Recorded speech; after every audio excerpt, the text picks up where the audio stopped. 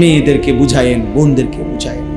বিশেষ করে মনে কষ্ট নিয়েন না। আমার একটা অনুরোধ, প্রবাসীর স্ত্রী যারা, প্রবাসীর ছেলে মেয়ে যারা, জানেন না প্রবাসী বিদেশে অনেক কষ্ট করে, মাথার ঘাম বেচারার পায়ে পড়ে, 12 ঘন্টা 14 ঘন্টা 16 ঘন্টা ডিউটি করে।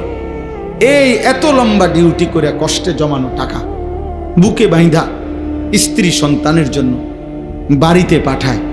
সেই প্রবাসীর স্ত্রী যদি, সেই প্রবাসীর ছেলে মেয়ে যদি আল্লাহর নাফরমানি করে, হারাম কাজ করে, গুনাহ করে, পরকিয়া করে, জিনা ব্যভিচারের সাথে সম্পৃক্ত থাকে, খোদার কসম এর চাইতে বড় জুলুম আর কিছু হইতে পারে।